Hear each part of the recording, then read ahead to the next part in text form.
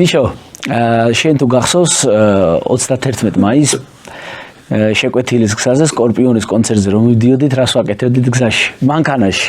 კი, მე მაიმუნები ხოლმე დაბერდი და ასაკში ხარ, მაგრამ გადასარევად მახსოვს და რატო დამცინის სოსო? არ დაგცინი ღმერთმანი, პირიქით, კარგ ამბავს გახსენებ.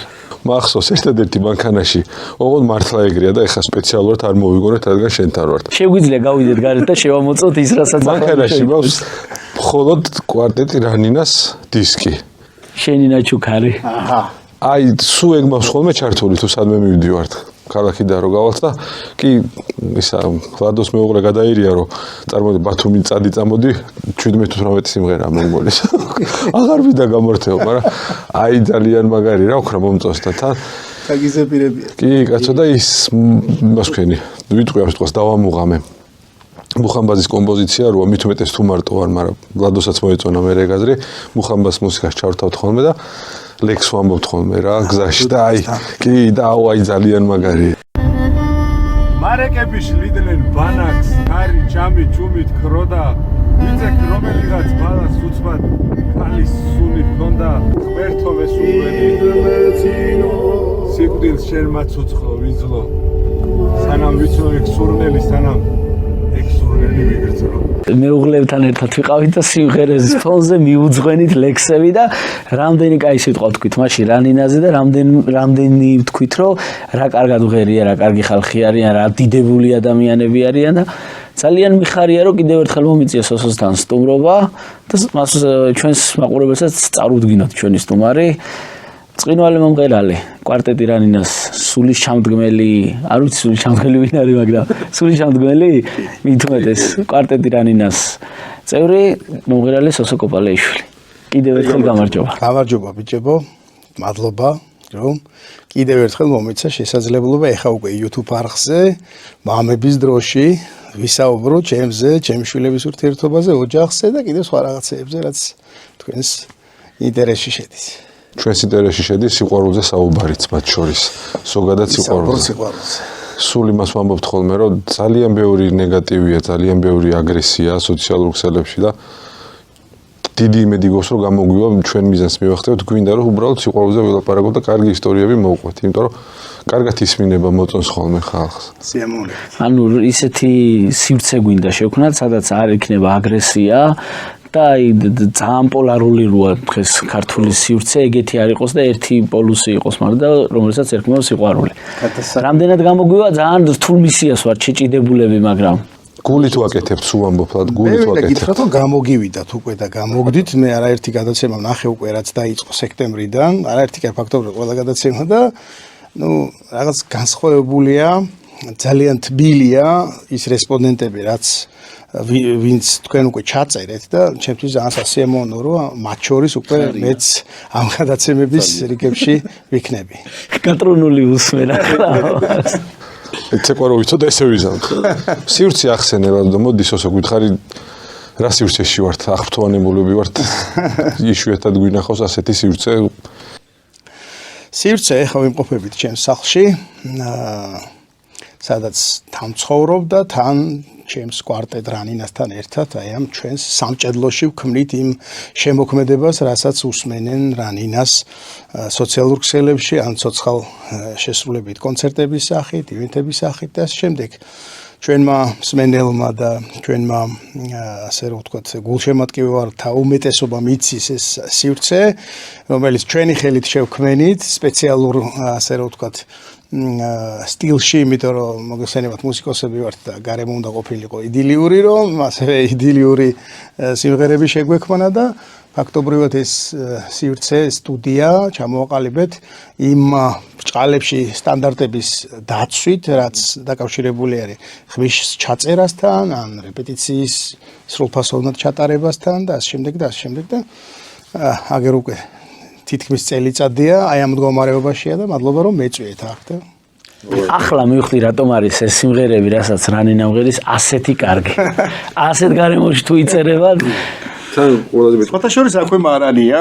მით უმეტ ეხლა კიდე უფრო დავწმუნდი რატომ არის ასეთი კარგი.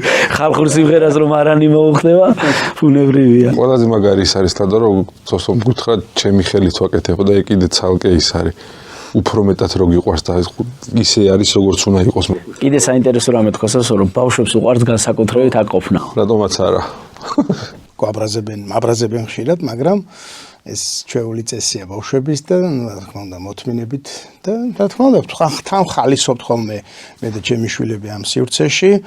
მათი ოთახია ფაქტობრივად აქვე დამხმარე ოთახი რომელიც გვაქვს უკვე სადაც თავიანთი სათამაშოები მოწყობილი აქვს და ვინმე მხელი მოკიდოს იმ წუთში ხვდებიან რომ ეს რაღაცები გადაადგილებულია მაგრამ ამ სივრცეში მათ იციან რომ იქ ინსტრუმენტები დევს ტექნიკა გვიდევს და შესაბამისად არ ეხებიან ჩვენი ნებართვის გარეშე ეს ძალიან მნიშვნელოვანია დისციპლინარული კუთხით შვილებთან ურთიერთშეთანხმება თქვენ არ ეხებით მათ სათამაშოს და ისინი არ ეხებიან თქვენ სათამაშოს ოფიციალური მემორანდუმი გაფორმებული გვაქვს თავარი ეგ არის არც დაირღვევა ეჭვიან მეპარება სოსო მაბრაზებენო და როგორია გაბრაზებული სოსო мама საინტერესო შეკითხვაა და ეხლა ცოდვა გამხელილი ჯობია უნდა ვთქვა იმიტომ რომ ბრაზდები ხშირად იმის გამო რომ ჩემი შვილები უკვე გადავიდნენ იმ ასაკში რომ მათი სიცელქე უკვე საზღვრებს გასცდა. ყოველ შემთხვევაში მე მიხარია ერთის მხრივ შინაგანად რომ ისინი ცელქები არიან და მოუკიდებლად ცდილობენ რაღაცების გაკეთებას,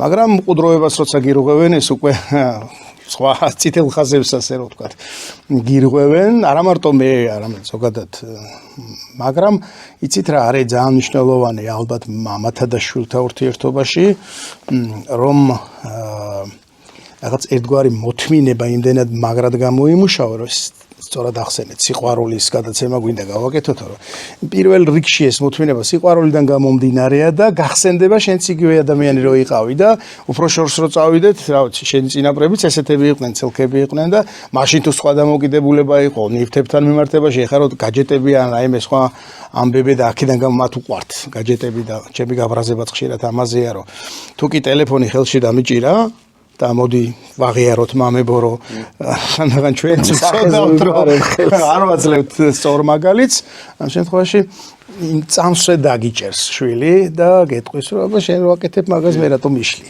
ბევრჯერ აბა შენ რო გაქვს და მე კი შესაბამისად ალბათ მე ვფიქრობ შვილებს უფრო მეტი დრო უნდა დაუთმოს მამებმა რასაც ზოგი ახერხებს ზოგი სამწუხაროდ ვერ ახერხებს მეც მათ რიგებში ვარ ყოველ შემთხვევაში შეიძლება თამდაურად გამომდის ეს ყველაფერი კი მეუბნებიან მეუღლეც მეუბნება რომ შენ უფრო მეტად ახერხებ ვიდრე ჩვენ წარმოგვიდგენია ყოფნა მაგრამ მე მეტი მინდა რომ მოვახერხო მათთან ურთიერთობა თუმცა ჩემი ცხოვრების რეჟიმიდან გამომდინარე ამდენი დრო და შესაძლებლობა არ არის და ვფიქრობ რომ ერთ დღეს წარედ ვინანებ ამას რომ უფრო მეტი დრო რატო არ დავხარჯე შვილებთან დახარჯვა ცოტა ისე ჟღერს გავატარე დრო ჩემ შვილებთან იმიტომ რომ ეს სხვა ნაყოფში გამოისახება მერე და ჩვენ არაერთი ძვირფასი ადამიანის მე ხშირად უსმენ ბატონ ზურამ ხეიძეს და ისი გამონათ მისი რჩევები და ნათქვამები მახსოვს რომ რაღაც მინიმუმ თვეში ერთხელ რაღაც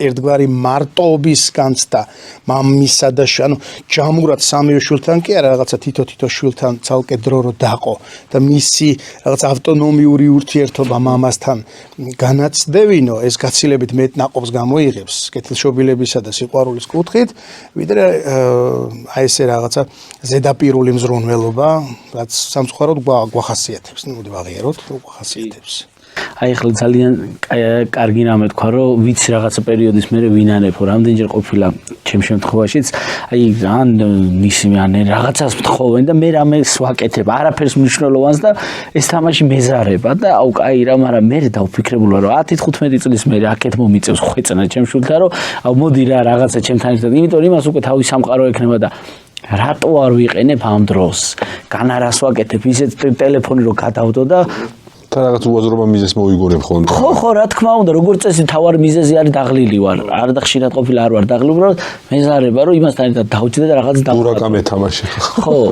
არა და მნიშვნელოვანია. მოდი უფრო რაღაცა დაგეხმარები მაგამოში რომ მეზარებაც არ არის რაღაც თითქოს განწყობა არა გვაქვს. ეგეც არის. ახსენეთ ამ პოლარიზებულ სამყაროში ამდენი დაძაბულობა არის გინ სოციალურ ქსელებში გინდა ქუჩაში გახვალ რაღაცა ვერ არის თლად ისე რომ უნდა იყოს და აი ამაზე 1000 გვარ რაღაც ფიქრზე ყოფით ცხოვრებაზე და უცებ ბავშვს საერთოდ არ აინტერესებს არც პოლიტიკა არც ყოფითი ცხოვრება არც რა ვიცი არაფერი გარდა იმისა რომ რაღაც უცებ მოვიდა მამა სახში და ნაპერწკალი აენთო და კაგიზგიზ და ცეცხლი და ჩვენ არ დავხვდით ასე რომ ვთქვა შესაბამისი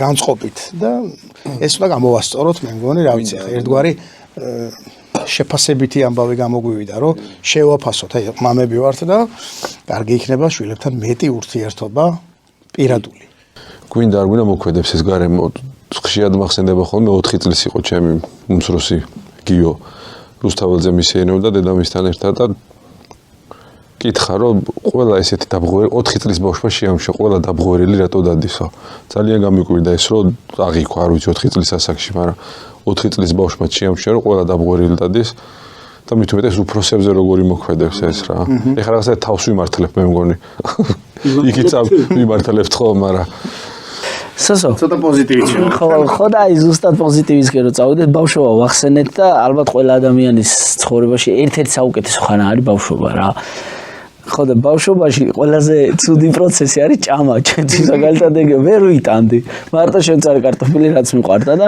მე ხან კარაქს მიჭრიდნენ ჯარისკაცებად და გენელებს შეშეთხოვაში როგორ იყო გენელებს ჭამდი ხოლმე ჯარისკაცებს თუ როგორ ხდებოდა ეგ ამბავი მე მგონი აღნაგობაზეც მეტყობა რომ მე ჭამაზე არანაირი პრობლემა არ მქონია ბავშვობიდან თუმცა ნუ იყო რაღაცა გარკვეული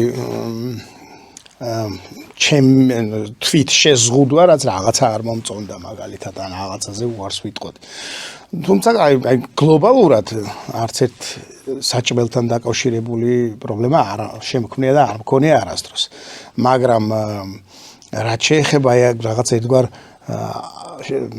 აკრძალვებს ან აი ესეთ მანიპულაციებს რასაც ბავშვები მიმართავენ ხოლმე რა თქმა უნდა ყოფილა რომ თავს მოიმიზეზებ და უცელი მტკივა თავი მტკივა უის ჭირს ეს ჭირს რა თქმა უნდა ეს ყველას გამოუცდია და გამოგვიცდია და მოდი ვაღიაროთ კიდევ ერთხელ საჭმელთან დაკავშირებითაც ყოფილა თუნდაც რომ მაგალითად რაღაცა გაბრაზებული ხარ და არ გინდა რომ ის არ ჭამო და ასე შემდეგ და ასე მაგრამ მადლობა ღმერთს მყავდა ისეთი მშობლები რომ თან მიუხედავად იმისა რომ 90-იან წლების ბავშვობა გამოვიარე არ მაკლებდნენ არაფერს არც საჭმელის კუთხით და არც დავუშვათ შემოქმედებითი კუთხით რაც მე აგერ პროფესიაშიც დავიმკვიდრე თავისით მივედით 90-იანებთან ჩვენ 90-იანების ბავშვები ვართ და როგორი იყო ის წლებიც რო გავიხსენოთ სკაი მოგონებები მოდის ხოლმე იქიდან და კი ბატონო იცით რა ერთი ესეთი ნამდვილი ამბავი მახსენდება ამ ბოლო ხანს გავრცელებული ამბავი ის არის სოციალურ ქსელებში ძალიან ხშირად გვხვდებოდა და ესე იგი ბებიას ეკითხება შვილიშვილი ბებო შენ დროს ანდროიდი იყო თუ iOS-ი ბებო საერთოდ არ იყო ჩემ დროს ტელეფონიო ნუ პასუხია ესეთი რაღაც ტრივიალური პასუხია ამ 90-იან წლებთან დაკავშირებით რომ ფაქტობრივად მე ისეთ პერიოდში მომიწია სკოლის მოსწავლეობა ნუ ბაღის პერიოდიდან მოყოლ ნუ ბაღის პერიოდი ნაკლებად მახსოვს და სკოლის პერიოდი მახსოვს როცა ფაქტობრივად არ არსებობდა არანაირი სათამაშო რაღაც შენით უნდა გაგეკეთებია და ვაკეთებდით ჭხირკედელაობდით და აქედან გამომდინარე რაღაცას უქმნიდით და რევოლუციონარული ბავშვი რატომ იყო ხონებოდა ჩვენ აი დაახლოებით ეგრე იყო რომ არ იყო განმავითარებელი არაფერი თუ კი რაღაცა სოფელში დავიბადე გავიზარდე და აქვე ვახსენებ სამტრედიის რაიონი სოფელი იანეთი სადაც სკოლას დავამთავრე მთელი ბავშვობა იქ გავატარე და მე ჩამოვედი და დამკვიდრდი თბილისში იქ ფაქტობრივად არაფერი გასართობი არ იყო ერთგვარი კლუბი არსებობდა სადაც ვითომ კონცერტები იმართებოდა ჩვენ თვითონაც მართავდით ამავდროულად რაღაც სკოლაში თუ გაიფართხალებდა ბრჭყალებში საცირკო სანახაობის კუთხით და რაღაც თეთრები რო ღირდა მათ შორის მანეთობასაც მოესწარი რაღაცეები, ბუფეტი არ არსებობდა, მაღაზიაში მიხვიდოდი და რაღაც არჩევანი არ იყო. საკმაოდ ძიმე პერიოდი იყო, ეხლა რა ვიხსენებ, თუმცა ბავშვი რისი ბავშვია, რაღაც გამოსავალი არ ნახოს და რაღაც სილაღე გქონდა. რაღაც ერთგვარი კოალიცია შექმნილი გქონდა ბავშვებს ერთმანეთთან, რაღაც მოიგონებდით ახალ თამაშობებს, მთელი საღამო ან ეზოში ვატარებდით, ან ქუჩაში, ან სტადიონებზე, რომ რაღაცა თუმეტეს ეხა აქტუალურია ფეხბურთის თემა და არასოდეს არ მიფიქრია რომ ფეხბურთელი გამოვიდოდი, მაგრამ ყოველთვის დიდი გულშემატკივარი ვიყავი და მათ შორის სოფლის კლუბების და გუნდების შესაბამისად ეს მძიმე პერიოდი ნამდვილად დაღდასმულ ისტორიად დარჩა ჩვენს ქვეყანაში და შემეხომეც.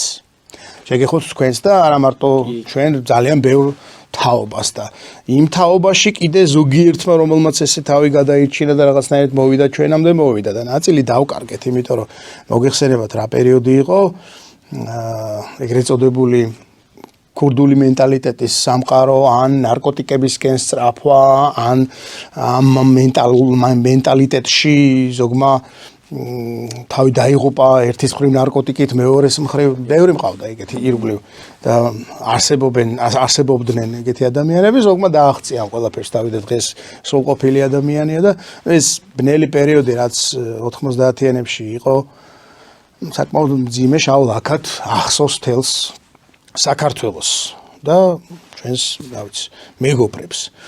მძიმე იყო, ნამდვილად მძიმე იყო. რა ვიცი, რა გითხრათ, ეხლა 90-იან წლების გახსენება ჩემთვის არის ყოველთვის რაღაც სევდასთან დაკავშირებული, ყოველთვის რაღაც დანაკლისთან, აი შინაგანი ორმოები რო გაქვს, სხვადასხვა სფეროების, აი რაღაცა მაგასთან დაკავშირებული. თუმცა მე 90-იან წლების ბოლოდან ნელ-ნელა რაღაცა ნათება წამოვიდა. ხო, ერთი შოკოლადი თუ იყიდებოდა მაღაზიაში, მე უკვე მრავალფეროვნება იყო, სათამაშოები საერთოდ თუ არ იყო, მე უკვე მრავალფეროვნება იყო და რაღაცა დენი გაჩნდა და სატელევიზიო გადაცემები წამოვიდა და ტელევიზორის ფუნქცია ქონია. კი ბატონო და აი მაგალითად ბავშვობიდან მუსიკისადმე მქონდა ძალიან დიდი ინტერესი და რა ვიცი სიგიჟემდე უსმენდი და უყურებდი სატელევიზიო გადაცემებს. აი განსაკუთრებით მახსოვს აი 90-იან ვიდრე საბჭოთა კავშირის დაშლამდე პერიოდში 100 ასლამაზი როსყალი რა გაგიხსენებდი ერთი სული მქონდა რომ მენახა ეს უნამუსოა რანინა სული ავხები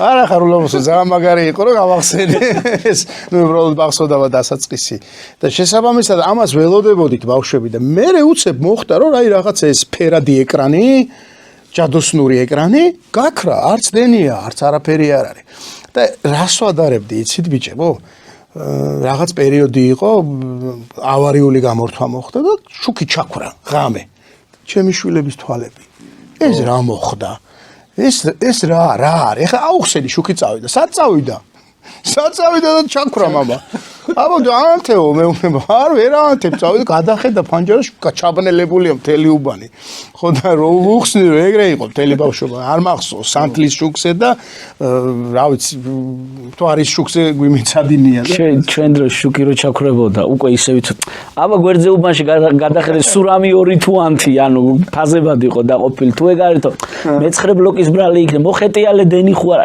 ყველა დეტალი ვიცოდით და ახლა მართლა გონზე უბანში თუ ჩამქრალია თუ მოვიდა ახაც მოდის გზაშია და რაღაც ეგეთი ტელევიზორს რა გამახსენა იცი დატანჯული ვიყავი ხოლმე ადე რა გადართე რომ მოკალათები ხო იცი და მე მამას რო აღარ მოწონს და მიდი რა პუნტები ვიყავით ვიშო ბავშვობის პუნტები ვიყავით და ის 90-იანებში ხა რა გამახსენა დათო ხარაბაძე ჩავწერეთ ჩვენი ნაკრების ექიმი და იმანაც თქვა რომ სამტრედისკენ იყო და არის ხო დიდი ჯიხაიში ხო და სოფელს იმდენად არ უგზნიაო 90-იანები და ქალაქმა იგრძნო თან რა მახსოვს იცი მეც მეტყობა რომ ჭამა ბავშვობიდან მიყვარდა და ალბათ პირველ მეორე კლასში ვარ ხა იმედი მამა ჩემი არ გაბრაზდება ამ ამბავს რო ყვები და ეს კარაქიანი პური მიყვარს რა ხო და მეზობელმა კი კაცო მეზობელმა მოსკოვიდან ჩამოგვიტანა კარაქი აუ სახში მივიდიო მეთქი ხა კარაქიან პურს ჩაისთან ერთად ჩერჯავ და რომ მივედი შაქარი არისო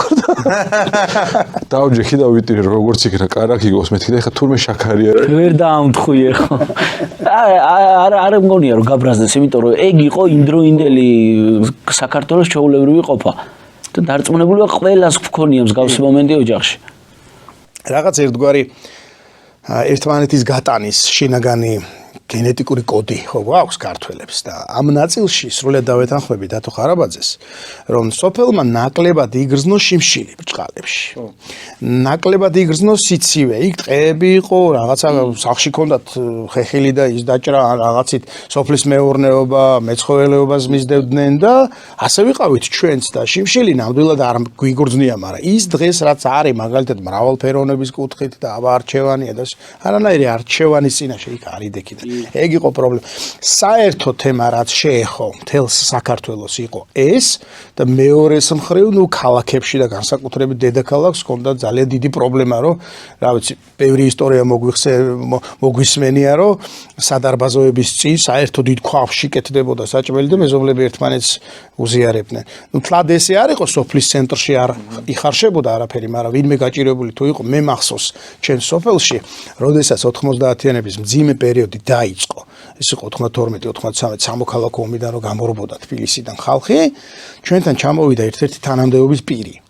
აქ თბილისში ერთ-ერთი ქარხნის დირექტორი ყოფილი და დაიხშალა ქარხნები, ფაბრიკები, ყველაფერი ხო მორჩა და საოცრად გაუჭირდა ცხოვრება სოფელში. მე მახსოვს როგორ დაუდგა მთელი უბანი, მთელი სოფელი ამ ადამიანს გვერდით და მან დაძლია ეს ყველაფერი და ნელ-ნელა სოფლის მეურნეობასაც მიყო ხელი და ასე შემდეგ მე საკმაოდ უკვე საპენსიო ასაკში იყო და ღრმად მოხუცებული იყო, მაგრამ ნუ ყოველ შემთხვევაში აი ეს ერთიანობა და თავის გატანა 90-იანებში მე მახსოვს ნამდვილად არსებობდა. ერთსაც გავიხსენებ, ერთი პერიოდი რატომღაც გამთენის 4 საათზე მოდიოდა ხოლმე სინათლე, სადაც 1-2 საათი ხა ზამთარში კი ის შეშის ფეჩი, ოღონდ ღუმელ სარტყვის შეშის ფეჩზე საჭმელს აკეთებ, არა საფხულში როგორ გინდა ხო ის შეშას ვერ შეუკეთე. დედა ჩემი დგებოდა ხოლმე შუქი რომ მოდიოდა 4 საათზე საჭმელი რომ მოემზადებიან და მამა ჩემიც დგებოდა რომ მარტო არ ყოფილიყო სამზარეულოში, ესე იჯდა ხოლმე 1-2 რომ გავსულარ, მამა ჩემი ესე ყვინთავდა, დედა ჩემი იდგა ხავჭრდა რომ მოესწრო 1-2 საათით გამთენის 4 საათზე მოსული დენის დროს რომ მოესწრო საჭმელის გაკეთება.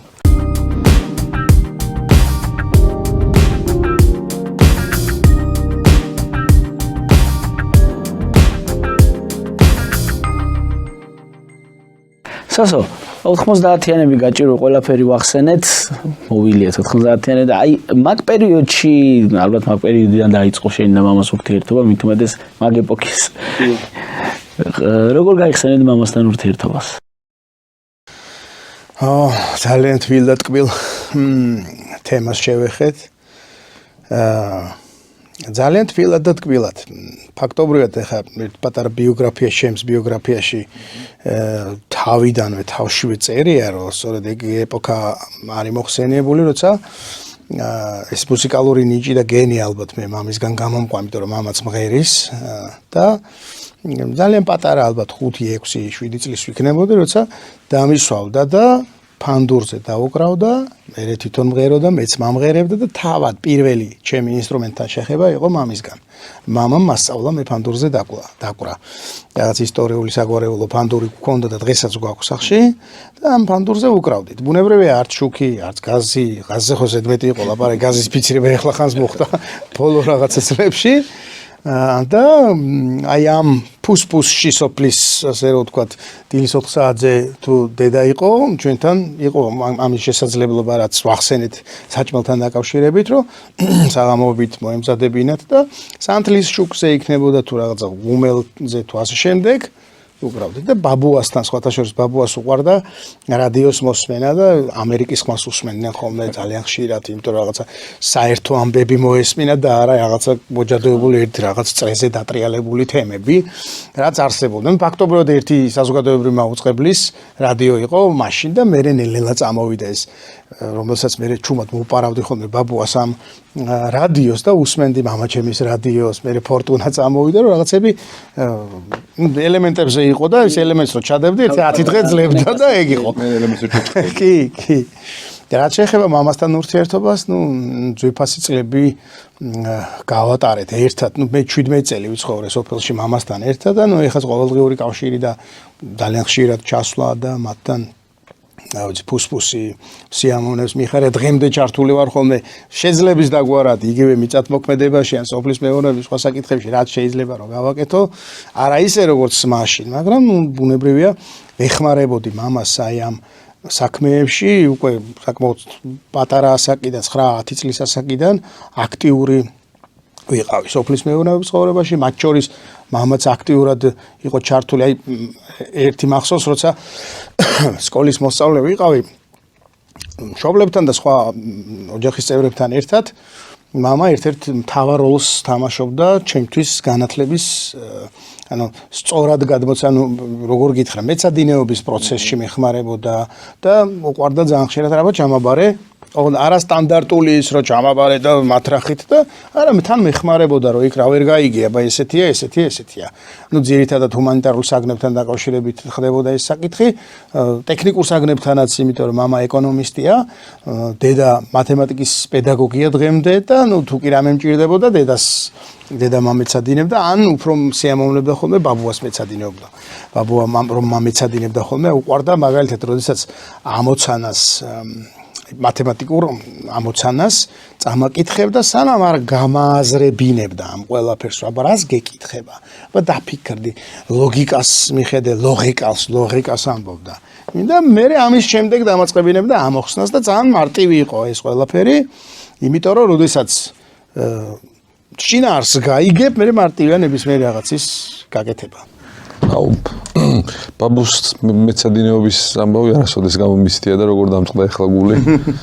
ბაბუა შენი დირექტორი იყო ეხლა და ეცა არა ბაბუა აღარ იყო დირექტორი მე რო დავიბადე მაგიტო დაანება სკოლას თავი და მე მზრდი და ხო და ანუ მეცადინეობა ზღაპრების კითხვაც ანუ ეგენი ძალიან დიდი დოზით იყო ჩემს ბავშვობაში ბაბუსთან და მაგიტომაც ვიყავით მე და ბაბუ მაგარი მეგობრი განუყო პირველი შეყვარებული რომ ანუ მე უღლე ეხლა ვინც არის ბაბუს უთხარი და ოცნება თქონდა რომ განცა გაეცნო აი ოცნება იყო ჩემი ცოლი ენახა და რო გაიგო შეყვარებული ვიყავი მაშინ უკვე თბილისში ვიყავი შაბათ-კვირა ჩავდიოდი ხოლმე სურამში და ყოველ ჩასვლაზე მაყოლებდა მთელი კვირის ამბებს როგორ შევხვდი კვანცას ყველაფერი საქმის კურსში იყო მაგრამ სამწუხაროდ ვერ მოესწრო ანუ გარდაიცვალა სანამ დავოჯახდებოდით და აი ყველაზე დიდი გულის ტკივილი თუ რამეზე მქონია ცხოვრებაში არის ის რომ ბაბუ ჩემ ოჯახს ვერ მოესწრო არა უშავს დარწმუნებული ვარ უხარია ბედნიერია არა გამახსენდა მერი ბებომ უბისაში მასწავლა აი საკაცო და არ დადეგებზე ორბებო დამალე ენაო ჩემო დედაო ენაო შენ ჩემო ნიჭოს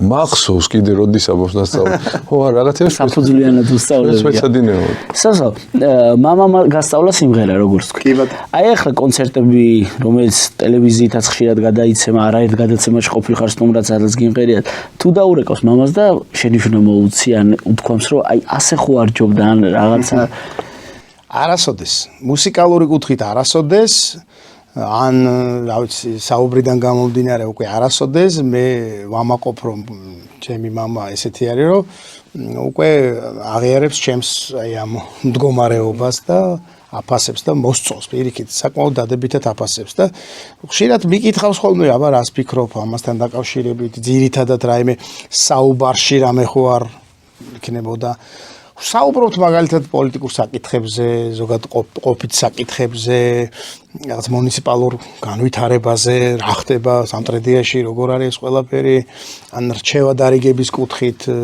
მაგრამ აი ესე როდესაც ჩვენს აი მუსიკალურ წარმატებას აი ახლა ხანს მექსიკაში გავხდით, იცით და საკმაოდ წარმატებული ტურნე გქონდა, ჩამოვედით, არაფერი გარდა იმისა, რომ ამბების მოყოლა და პირიქით მერე შეფასება და ყოჩახ და ასე შემდეგ. თუმცა არ ვიცი აქედანვე ვეტყვი, იქნებ რამის თქმა უნდა და ნუ გერიდება мама, შეგიძლია შენიშვნაც მომცე და ასე შემდეგ. შენიშვნაც ჯობდა მე რჩევა მეთქვა. რჩევა უნდა მეთქვა. არა უშავს. შენიშვნაც უდად გამომივიდა, რჩევა უნდა მეთქვა, მაგრამ არა უშავს. რჩევასაც მივიღებ, შენიშვნასაც მივიღებ.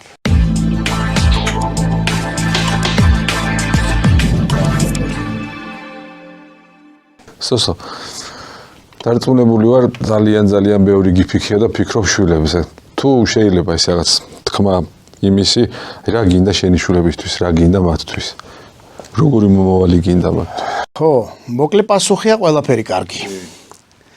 და ვრცელ პასუხთან დაკავშირებით შემიძლია ესეთი რაღაცა ვთქვა. ნუ ადამიანის მისია ერთ-ერთი თავარი მისია. რაც ამ ბოლო ხანს აღმოაჩინე და ვისწავლე, ყოფილა ესეთი რამ, რომ შენს თავში აღმოაჩინო ის უნიკალური ნიჭი, რაც ღმერთმა მოგცა, ის რეალიზდეს მერე და გამოადგეს ხვებს. ანუ წინა კაცი უკანასი ხიდიას მსგავსი რაღაცა მოხსა. ანუ ისეთი ცხოვრება ჰქონდეს ჩემს შვილებს, ისეთი პროფესია აირჩიონ, რომ გამოადგნენ ქვეყანას, გამოადგნენ ოჯახს, გამოადგნენ სხვებს, გამოადგნენ დარგს, კონკრეტული დარგის მიხედვით თავშოთ უკვე რაიმეს იზავენ. ეხლა შეიძლება იმისი ამბიცია და სურვილი არ მქონდეს, რომ რომელიმე მათგანი ნობელის პრემიის ლაურეატი გახდეს ოდესღაც რაღაცას სფეროში, თუმცა იგივე დამასწარი რატომაც არა.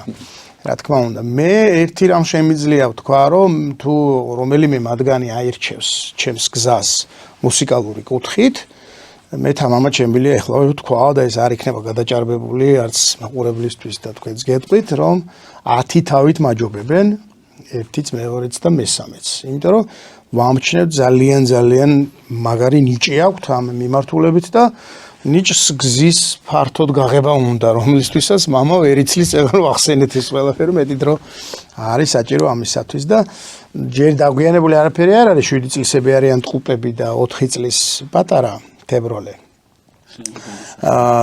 მაგრამ ნუ აი არჩევანის წინაშე როცა მიდგება საკითხი, ეხლა ცეკვაზე დადიან მაგალითად მუსიკალურ ნაწილს რომ მიადგება საქმე, მე შემიძლია ესე ვთქვა, რანინას რეპეტიციებზე იზრდებიან სამივე.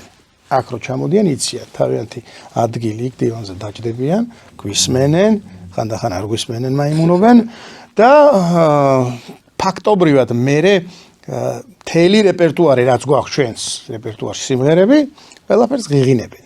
უტექსტოთ, ან შეიძლება ტექსტიც ზოგჯერ სხვა სიტყვებით ამ ყველაფერს, მაგრამ ფაქტობრივად არ ვიცი, მათ შორის ამასინა ჩემმა დიშვილმა ჩემს ბიჭს რაღაცა დაუკრა ფორტეპიანოზე და იმან ყისვე დაახლოებით 7-8 ნოტიანი ფრაზა იყო ერთ-ერთი.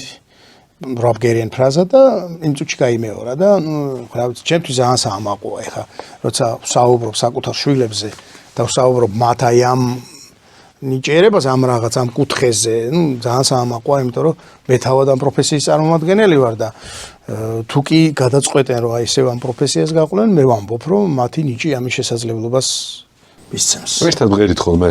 მღერით ხოლმე და კარგი თქმა იყო რომ ხოლმე მღერით ხოლმე და ნუ სამწუხაროდ ჩემ და სამწუხაროდ კიდევ ერთხელ ძალიან თვითგვემაში ვარ ახლა, მაგრამ ვერ ვახერხებ იმდენ ასე რომ ვთქვა ამბავს რომ მე მათ უფრო მეტი დრო დავუთმო რომ ერთად მეტი ვიმღეროთ.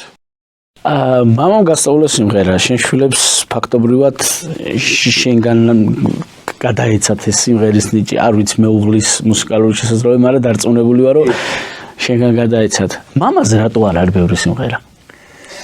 სწორი შენიშნა და სწორი შეკითხვა არის. თუმცა მოდი ახლა ეს რაღაცას ვიტყვი და თემას გავაგრძელებ თუ შეიძლება.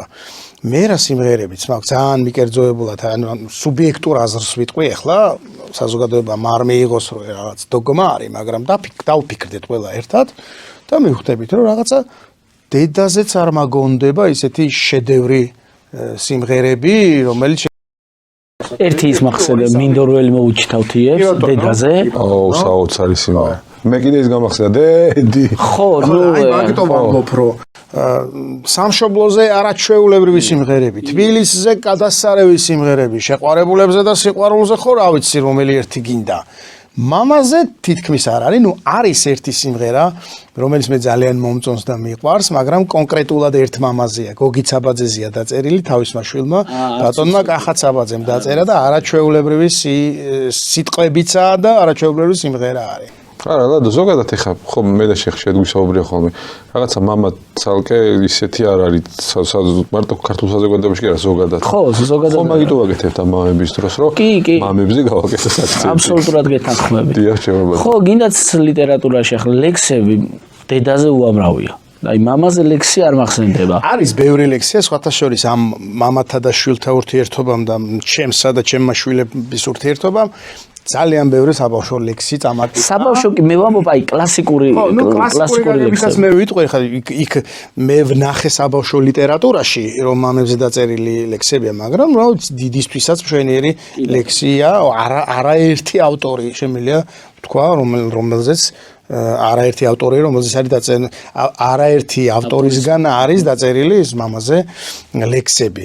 აი სიმღერაზე საუბრობდით ხო და სიმღერაზე მინდა გითხრათ რომ აი სპეციფიური სიმღერებია და რაღაც სევდანარევია ვიდრე რაღაც სიხარული და სიამაყე გინდა დედის სიმღერასთან დაკავშირებით, დედაზე სიმღერასთან დაკავშირებით და მამაზე სიმღერასთან დაკავშირებით. აი მამასთან დაკავშირებით გითხარით ერთი სიმღერა რომელიც აი სპეციფიურად ერთი კონკრეტული მამისთვისაა თითქოს შექმნილი და ტექსტიც ამაზე საუბრობს. მაგრამ ამავდროულად მინდა ვთქვა რომ დედაზე სიმღერებიც რაც მე მომისმენია თითქოს რაღაც ისეთი შთაბეჭდილება გრჩება როცა უსმენ აი გარდაცვლილ დედაზე უფრო არის დაწერილი ვიდრე ცოცხალ დედას რომ მეუძღვნა და ასე შემდეგ. საბავშვო ლექსები უფრო არის ვიდრე რაღაცა საკულტო დონეზე შესრულებული და შექმნილი სიმღერები. დედას შევეხეთ და მე მინდა ერთი რაღაცაც ვახსენო, ჩემი ძვირფასი დედა, რომელმაც ძალიან დიდი წვლილი შეიტანა ჩემ მუსიკალურ ცხოვრებაში და განათლებაში და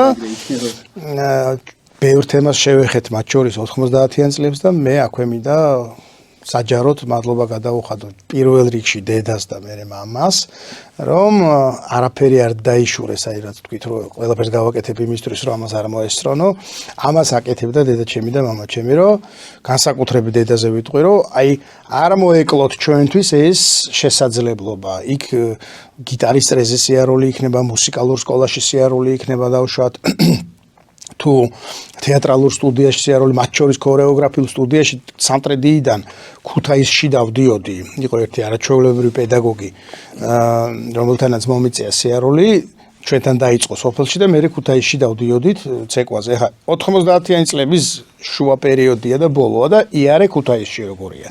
წარმოიდგინე რაღაც ერთგვარი ელექტრიჩკას რო ეძახიან, აი მაგ მატარებლით ჩავდიოდით, ფეხით უამრავ გზას გავიდოდით, თეატრალურ სტუდიაში რო დავდიოდი სამტრედის ეროსი მანჯგალაძის სახელობის თეატრში, იქაც უამრავი დაბრკოლება იყო და არც ერთხელ არც დაუწუწონიათ, არც უგრძნობინებია ჩემს მშობლებს, რომ იცი რა მოდი ხო არ დავანებოთ თავი რაღაცას, იმიტომ რომ ამის თავი ჯერ არა გვაქვს ჩვენ და რაღაცა არ არსებობდა მსგავსი დაბრკოლება პირდაპირ გეუბნებით და მადლობა ამისთვის დედასაც და მამასაც და ყველა დედას და ყველა მამას ვინც ეს გააკეთა და ხელი შეუწყო თავიანთ შვილებს მუსიკალური თუ არა მარტო მუსიკალური კარიერის შექმნაში და მე ძალიან ბევრი ვიცი ესეთი ადამიანი რომ პირდაპირ ვიტყვი რომ ესენი არიან გმირი დედები და გმირი მამები იმიტომ რომ იმ პერიოდში რაც ჩვენ ვახსენეთ ძალიან რთული იყო რომ გეარსება არათუ გადასახადი გადაგეხადა კონკრეტული წრეზე ან ქუთაისში დავდიოდით მეთქი გითხარით წარმოიდგინეთ ახლა ტრანსპორტი მე ამხელა დაბრკოლება პლუს ფორმა უნდა შეიკერო 1000 რა ეგრეთ წოდებული გასტროლი თუ საკონცერტო მზადება და ასე შემდეგ და ამ ურთულეს პერიოდში ჩემო მშობლებმა ორივე ეს შეძლო სოსო პირველი კონცერტი თუ გახსოვს სადაც რომელსაც მამა დაესწრო თუ საბავშვო კონცერტებს არ ჩავთვლით რომელიც მიმდინარეობდა სამტრედიაში და საკმაოდ ხშირად, როგორც სკოლის ბაზაზე, ასევე სოფლის კლუბის ბაზაზე, მათ შორის სამტრედის ეროსი მანჯგალაძის სახელობის თეატრში ან სხვა სივრცეში, ან მუსიკალურ სკოლაში სადაც ვიყავით, მე ვიტყოდი, რომ ერთ-ერთი საამაყო იყო ჩემთვის, როდესაც 3 წლის წინ ჩატარდა სამტრედიაში ნიკო ნიკოლაძის დღესასწაულთან მიზღვნილი საზეიმო კონცერტი, სადაც პირველად ჩემი მშობლები დაესწნენ ჩვენს სოლო კონცერტს ჩათვალეთ რანინას სოლო კონცერტი იყო ეს. და რა ვიცი, მე შინაგანი განცდა მქონდა და იქიდან უყურებდი დედაც და მამაც სრემლებად როგორ იყურებოდნენ. ო სცენაზე შვილის დანახვა არის სასწაული. სპექტაკლში ვნახე ჩემი შვილი პირველად ნაპოლეონის როლში იყო, აი გავგიჟდი რა. მე ნენეს სცენაზე ვნახე, ქართულს ეყავდა და ერთი სული მქონდა, როდის დამთავრდებოდა ისევ ნერვიულობდა. აი მეთქი რამე არ შეშალა. ხო, აი სულ კანკალებდი, მეთქი რა, ძალიან რთული, მაგრამ ამ დროს ძალიან სასიამოვნო. ძალიან. რა თქმა უნდა. ხოდო, ვახსენეთ თავშიო სიყვარულზე. არის ეს ჩვენი პოდკასტი, ეს ჩვენი გადაცემა და მოდი ვკითხოთ სოსოს თავარი სიყვარულის ამბავი. როგორ დაიწყო ეგ ამბავი? როდის დაიწყო და ასე შემდეგ. ეს ამბავი დაიწყო 10 წლის წინ. მომავალ წელს სექტემბერში ჩვენ შეგვისრულდება უკვე 10 წელი დაქორწინებიდან და ჩემი ძვირფასი მეუღლე იყო და არის ჩემი ძვირფასი მეგობრების მეგობარი, რომელიც მეჯვარე იყო მისი. გავიცანეთ იქ, მოხდა ჩვენი გაცნობა და მე რა თქმა უნდა თვალი თვალში გაყრა და გული გულში გაყრა. რამდენიმე კი არა, ბევრი პაემანი, ურთიერთგაცნობა, ძალიან ბევრი საერთო აზრის დაჭერის შემდეგ, ძალიან ბევრი ემოციისა და როგორ გითხრათ, აი პოზიტივი, მე ასე ვეძახი ხოლმე, მაგნიტს ორი მაგნიტი რო არის, ერთს და მეორეს აქვს მიზიდვის მხარეები და განზიდვის მხარეები. ხო და მიზიდვის მხარეებს რო ერთმანეთს აწებებ, ის აუცილებლად მიიზიდავს და იქნება შეკრული და მე ვფიქრობ, რომ და ბედნიერი ვარ, რომ ეს ეგრეთ წოდებული მაგნიტი როცა შეიქმნა, მაქედან გამომდინარე მოვდივართ და ვართ ესე შექმნილი და შეწებებული მაგნიტივით. ყოფითი ცხოვრება, აი ეს რუტინა, კიდევ რაღაცეები ხანდახან ცდილობს, რომ ეს მაგნიტი ოდნავ განზიდოს, მაგრამ მას იმდენად მყარი მიზიდულობის ძალა აქვს, რასაც თავშივე ვთქვით და სიყვარული ქვია. გამორიცხული არანაირი ძალა არ არსებობს, რომელიც ამას დაარღვევს და მე მიხარია, რომ ჩვენ გვაქვს ეს ურთიერთ გაგება, სიყვარული, ემოცია.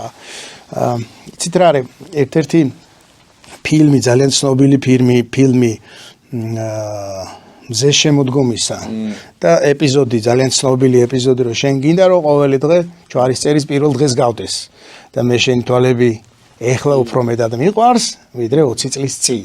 დაახლოებით ეგეთი რაღაცა არის ყოველდღიურ ცხოვრებაში, იმიტომ რომ მაშინ ემოცია უფრო მეტი იყო ვიდრე რაციონალური მიდგომა და ეხლა ნელ-ნელა რო აანალიზებ ამ რაღაცებს, ეს რაციონალური მიდგომები რო მტკიცდება, ძალიან ხშირად ვეუბნები მეუღლეს, თვითონაც ამას მიდასტურებს და დარწმუნებული ვარ, ბევრი ჩვენი მსმენელი და მაყურებელი დამიდასტურებს ამას, რომ მეუღლე უფრო მეტად მნიშვნელოვანია შენ ცხოვრებაში, ვიდრე შვილი. ნახეთ როგორ პარადოქსს ვამბობ.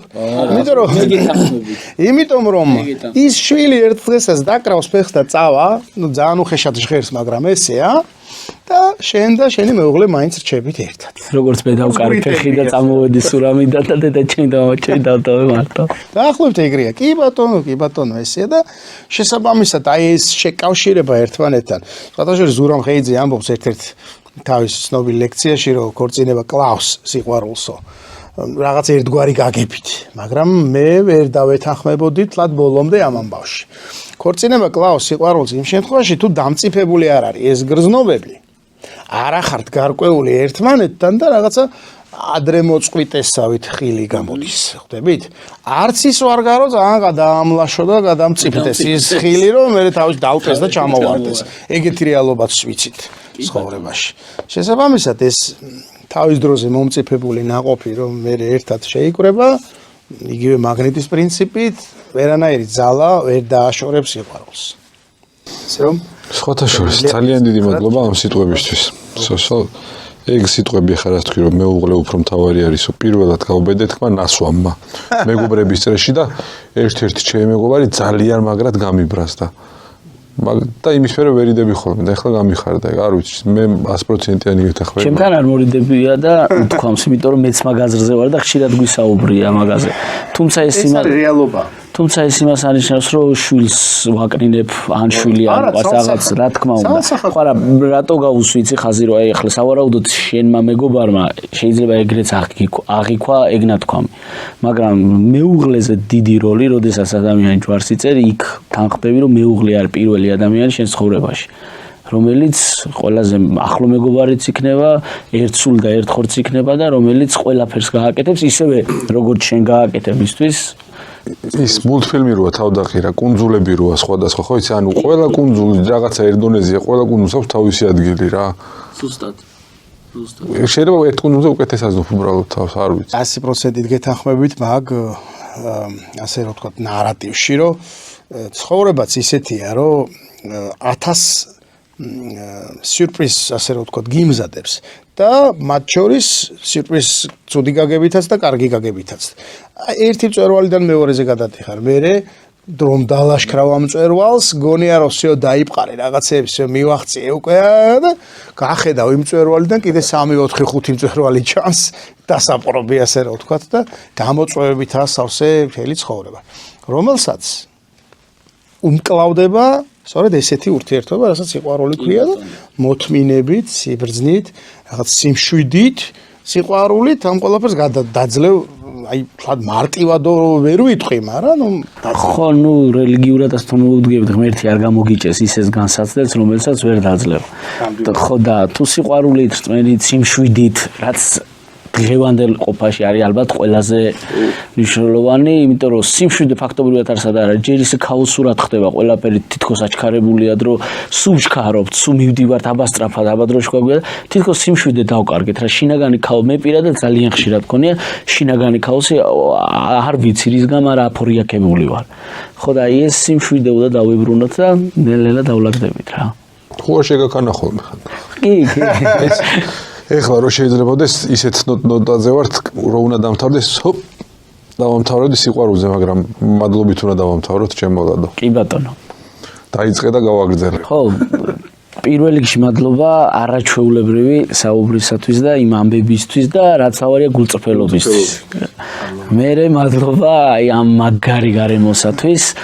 კიდევ ერთხელ დავწუნდი, რომ რანინა იმიტომ ქნის ასეთ მაგარ სიმღერებს და ასეთ კარგ სიმღერებს, რომ მარანი ასეთი კარგი გარემო და რაც მარანი პირველი მარანი. ხო, რაც თავარი არაჩვეულებრივი მასპინძლის სივრცეში იწერება ესეთი კარგი სიმღერები. სიყვარულია აქ აშკარად. კი ბატონო. ძალიან დიდი მადლობა ამისთვის. სიყვარულია ის ყველაზე მაგარი ბოდიში, სიყვარულია ის ყველაზე მაგარი ნოტი, რომელიც რანინას სიმღერებშია. მადლობა. მეც მინდა მადლობა გითხრათ ბიჭებო, ნიშო, ლადო. იმისათვის რომ ამ თქვენ არაჩვეულებრივ წამოწყებაში, რომელიც როცა უკვე გაავრცელეთ, იქვე აქტიურად ვიყავი თქვენი მხარდამჭერი კომენტარებში თუ სხვა ამბებში და ამდენი არაჩვეულებრივი და ძვირფასი ბუმბერაზე ადამიანის ჩაწერის მერე უკვე მალევე ჩემთან მოხდა ეს ამბავი და მეც მიხარია რომ თქვენს გადაცემათა ციკლს შემზეც გადაცემა მიეძღვნება მამების დროში. პირიქით მადლობა. აქეთ აგვაქვს მოსახდელი ასეთი არაჩვეულებრივი მასპინძლობისთვის. და მადლობა ჩვენ მაყურებელს. გამოგვიწერეთ ყველგან, სადაც ინტერნეტია, TikTok-ი, Instagram-ი, Facebook-ი, YouTube-ი. იმიტომ რომ როგორც მიშუ ამბობს, მამების დრო არის ყველგან და ყოველთვის. დიდი მადლობა. ძალიან დიდი მადლობა. გაიხარ. ძალიან კაი იყო. აი სივრცეს გარემოს ლაპარაკი ასწორებს რა. ხო რა. იმთისასაც იტყვი, იმთისასაც.